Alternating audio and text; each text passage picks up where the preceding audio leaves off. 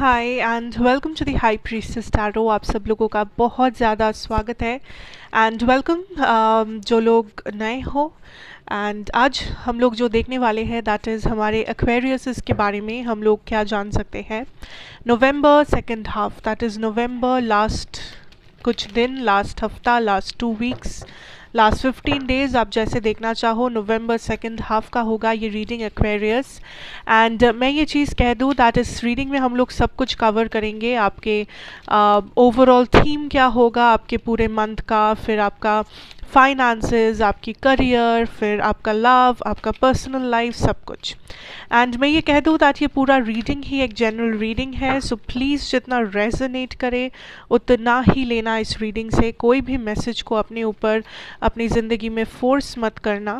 And मेरे बारे में जो भी इंफॉर्मेशन आपको चाहिए होगा वो आपको नीचे डिस्क्रिप्शन बॉक्स में मिलेगा, आप वहाँ से जाके देख सकते हैं। So let us see Aquarius, what does spirit have for you today. Second half of November क्या होने वाला है। सो हम लोग ओवरऑल शुरुआत करेंगे आपके एक ओवरऑल थीम मैसेज के साथ, उसके बाद हम लोग मूव करेंगे आपके लव और बाकी सब सिचुएशंस में। सो पहले देखते हैं नवंबर में आने वाला थीम आपके लिए क्या है। We have the 2 of cups, 2 of summer, beautiful energy, beautiful energy. I hope आप देख पा रहे हो इस चीज़ को। ना what I really feel is that कुछ लोगों के लिए ये 2 ऑफ कप्स कहता है इज़ सेल्फ लव, हीलिंग, अपने आप को समझना, अपने आप को समय देना, अपने आप के लिए जीना, अपने आप के लिए सही और गलत फैसले लेना। For some of you this is completely new love situation. कोई फाइनली आपको आके वो लव ऑफर करना चाहते हैं जिसका आप इंतज़ार कर रहे थे, उस पर्सन को जिन्हें आप मैनिफेस्ट कर रहे थे।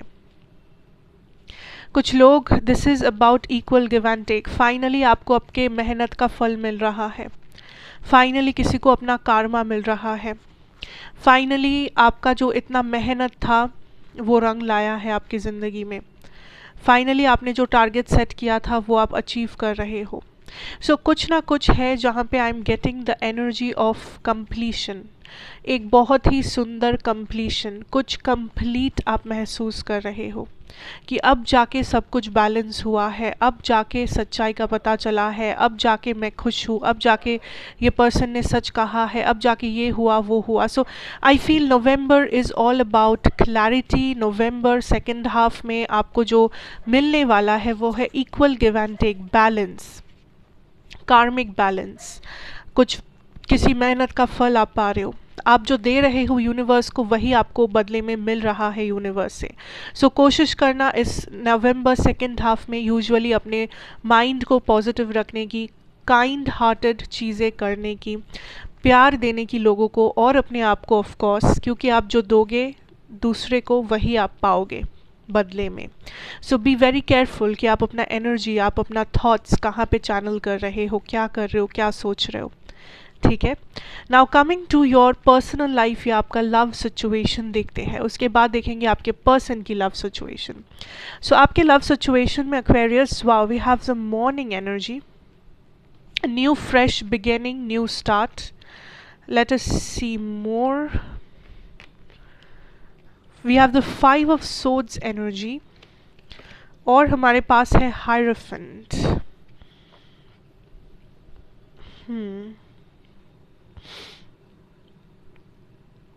मुझे आपका काफ़ी पॉजिटिव लग रहा है यहाँ पे cards, to be honest, that it tells me that कुछ कॉन्फ्लिक्ट जो शुरू हुआ था आपके मन में या आपका और किसी और के बीच में, कोई झगड़ा, कोई झमेला, कोई भी कॉन्फ्लिक्ट जो आपके मन में चल रहा था इस पर्सन को लेके, आप लोग काइंड ऑफ क्लैरिटी ढूंढ रहे थे, आप लोग काइंड ऑफ एक दूसरे से लाइक नज़रें चुरा रहे थे, या कुछ लोगों के लिए ये कॉन्फ्लिक्ट आपके अंदर है, आपके मन में है। आप ये सोच रहे थे कि यू नो मुझे अपने जैसा कोई कब मिलेगा, मुझे अपना सोलमेट कब मिलेगा, या जो भी मेरे लाइफ में आते हैं वो मेरे जैसे क्यों नहीं होते। So there is some kind of a conflict. Like कुछ लोगों के लिए आई एम हियरिंग आप प्यार भी चाहते हो लेकिन आप अकेले भी रहना चाहते हो, आप सिंगल भी रहना चाहते हो, लेकिन आप एक रिलेशनशिप का जो पॉजिटिव साइड है, जो स्वीटनेस है, जो लवली एनर्जी है, आप उसे भी महसूस करना चाहते हो इस लाइफ टाइम में। सो आप काइंड ऑफ कन्फ्यूज्ड हो। बहुत सारे लोग, ये कॉन्फ्लिक्ट आपके मन में है, ये कॉन्फ्लिक्ट आपके खुद का है, ये कॉन्फ्लिक्ट आप खुद अपने आप के थॉट्स को बहुत ज़्यादा मेस्ड अप कर लिए हो। एंड कुछ लोगों के लिए अगर ये कोई रिलेशनशिप है तो ये आपके रिलेशनशिप का बात कर रहा है कि आपके और इस पर्सन के बीच में जो कॉन्फ्लिक्ट है, आपके और इस पर्सन के बीच में जो मिसअंडरस्टैंडिंग्स है, आप दोनों के बीच में जो मे बी नो कॉन्टैक्ट है, या जो भी सिचुएशन चल रहा है फ़िलहाल, लेकिन यूनिवर्स इज सेइंग कि फाइनली वो चीज़ सेटल हो रहा है, फाइनली इस कॉन्फ्लिक्ट का हल निकल रहा है। चाहे वो डिसीजन आप ले रहे हो या वो डिसीजन आपके पर्सन ले रहे हैं, डजेंट मैटर, लेकिन फाइनली आप दोनों में से कोई एक या आप दोनों एक सल्यूशन पे आ रहे हो, जो सल्यूशन आप बहुत टाइम से ढूंढ रहे थे, जिस सल्यूशन तक आप बहुत टाइम से पहुंचने की कोशिश कर रहे थे, जिस सच्चाई को आप पता लगाने की कोशिश कर रहे थे, वो सच्चाई, वो स्टेबिलिटी, वो क्लैरिटी आपके सामने है।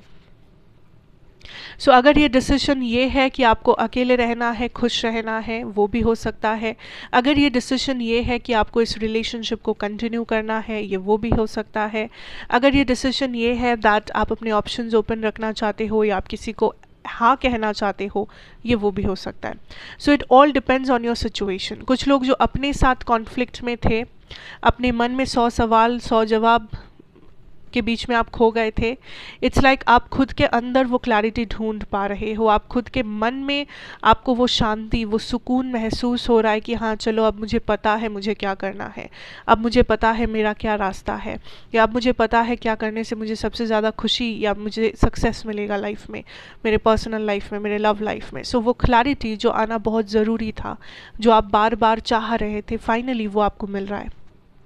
ओके अब जो लोग किसी से डील कर रहे हो, Aquarius, let us see your persons energy. यहाँ पे we have the fool energy, Aries या Taurus energy. We have prince of pentacles reversed, Virgo, Taurus again, the hanged man, Taurus again. So there is a heavy Taurus energy. कुछ लोग definitely एक taurus person से deal कर रहे हो, but नहीं भी हो सकता है, ज़रूरी नहीं है, ठीक है, कोई भी हो सकता है इन दैट मैटर। आपके पर्सन के सिचुएशन में मुझे यहाँ पे जो दिख रहा है इज़ दैट आपके पर्सन काइंड ऑफ, पहला बात तो स्टक है आपके कनेक्शन में। I definitely feel this energy of मुझे नहीं पता क्या करना चाहिए, मैं इस सिचुएशन को जाने नहीं देना चाहता, पर मैं आगे भी नहीं बढ़ना चाहता या चाहती। सो आपके पर्सन काइंड ऑफ एक मोड़ पे आके रुक गए हैं, स्टक, रुक गए हैं, ये जानबूझ के, इंटेंशनली, या तो ये चुप है, या तो ये क्लैरिटी नहीं दे पा रहे हैं, या तो ये खुद कोई एक्शन नहीं ले रहे हैं।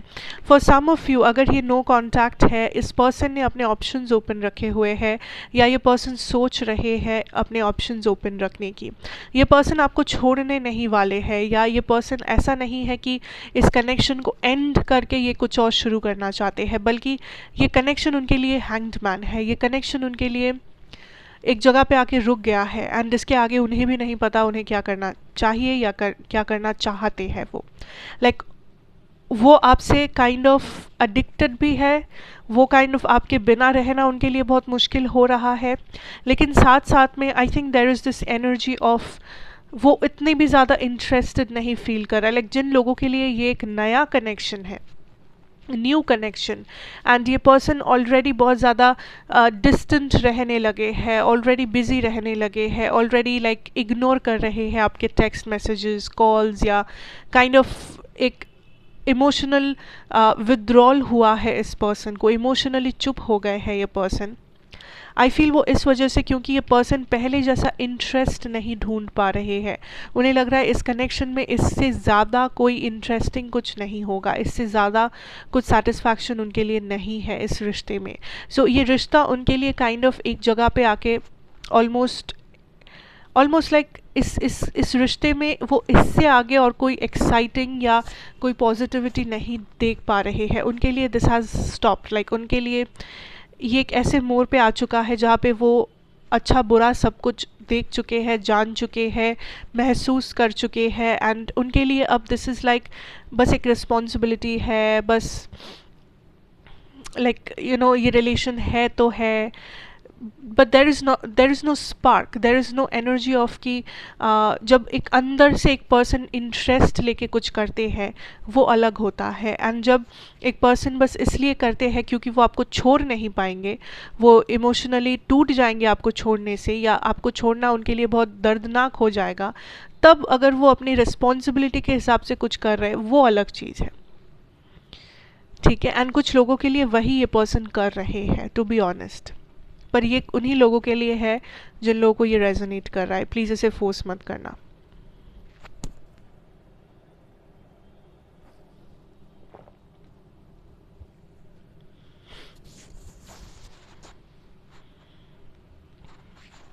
I also see there's this energy of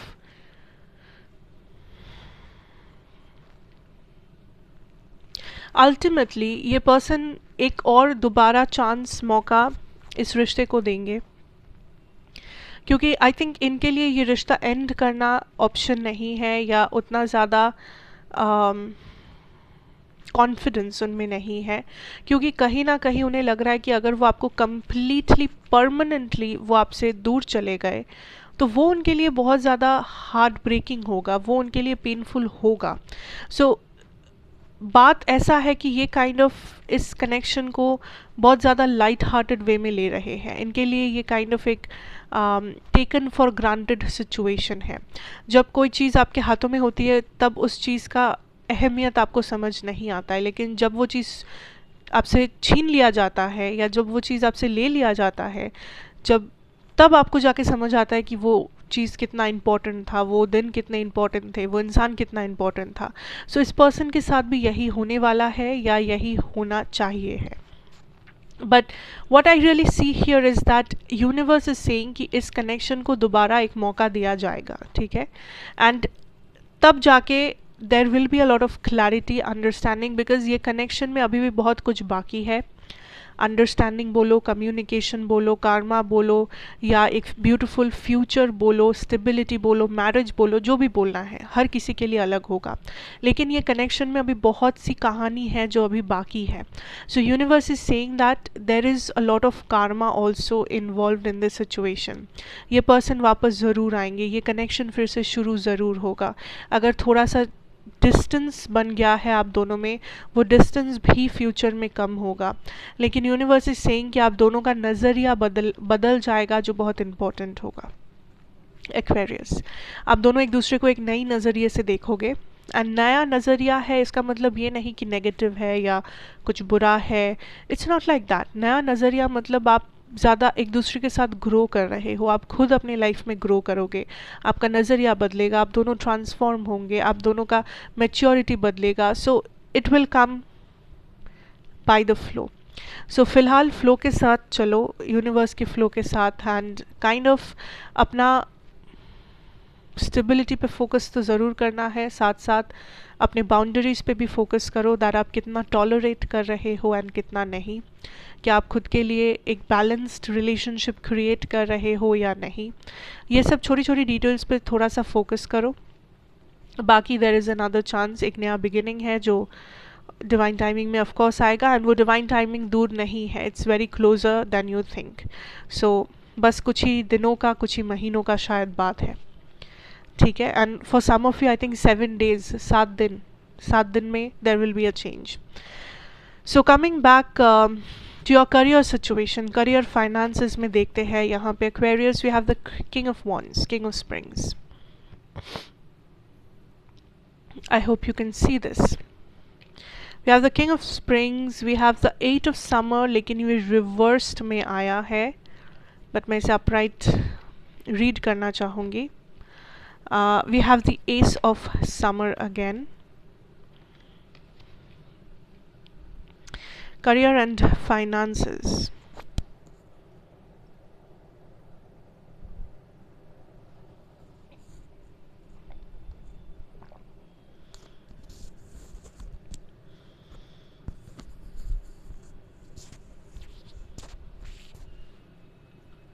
Okay.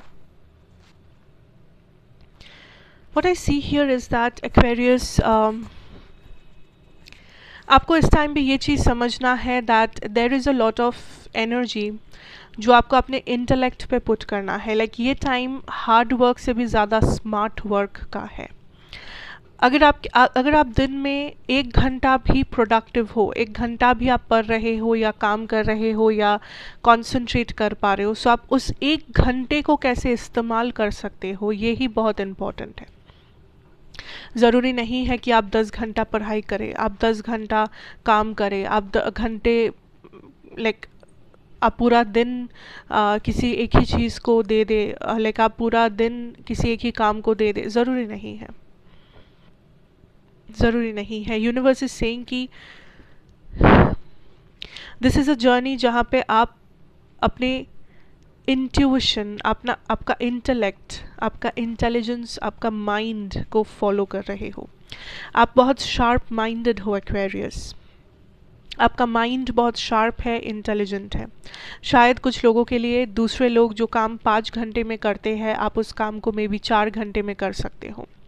So universe is saying कि आप इस चीज़ को इस्तेमाल अगर करोगे अपनी डेली लाइफ में, अपने स्कूल में, ऑफिसेज में, कॉलेज में, बिजनेस में, इन्वेस्टमेंट में, फाइनेंसेस में, आप देखोगे आपको अच्छा खासा रिटर्न मिलेगा, आपको अच्छा खासा प्रॉफिट होगा, आपको अच्छा खासा अप्रिसिएशन मिलेगा।